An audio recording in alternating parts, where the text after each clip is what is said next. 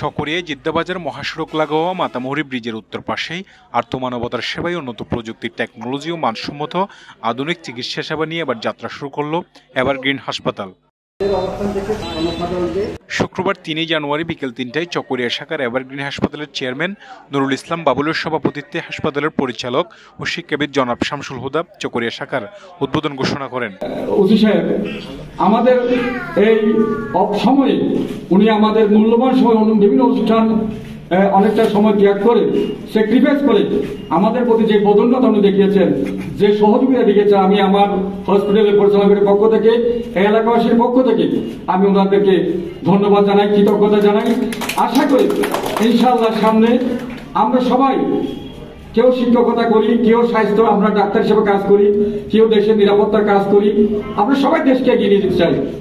এদিন উদ্বোধন উপলক্ষে সারাদিন ফ্রি ভিজিটে চিকিৎসা সেবা প্রদান এবং 35% ডিসকাউন্টে বিভিন্ন পরীক্ষা নিরীক্ষা করার সুব্যবস্থা করে দিয়েছে হাসপাতাল কর্তৃপক্ষ।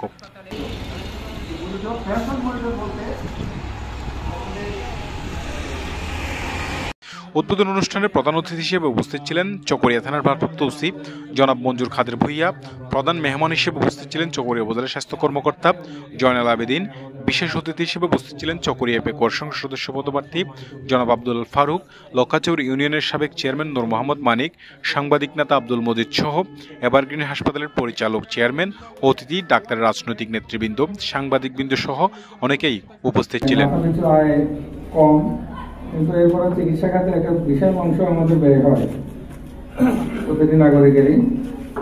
স্বাস্থ্য সচেতনতা বৃদ্ধির মাধ্যমে যেটা অনেকটুকু স্বাস্থ্যকর জীবনযাপনের মাধ্যমে নিরোগ জীবনযাপন করার জন্য আমার বিশ্বাস যে স্বাস্থ্যকর্মীগণ প্রচারণা চালাবেন।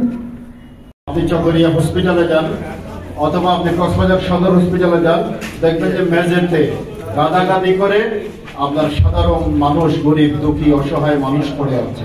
সেখানে কি আসলে চিকিৎসা সম্ভব? 53 বছরের অর্জন হচ্ছে আমাদের এইটা।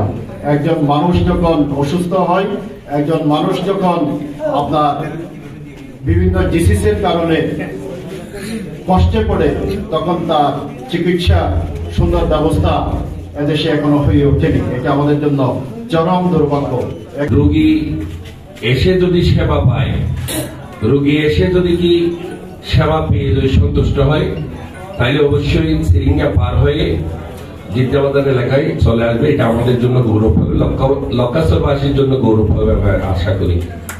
যে ধরনের হয়রানির শিকার হতে হয়, সেই ধরনের হয়রানি যেন আমরা এখানে না হই, ঘরের পাশে যেন উন্নত চিকিৎসা পাই, সেই আশা রেখে চকরিয়া আমাদের এই হাসপাতালটা শুরুতেই আমরা সেবামূলক একটা প্রতিষ্ঠান হিসেবে। শফিল করিম সবুজ, চকরিয়া এক্সপ্রেস নিউজ ডেস্ক।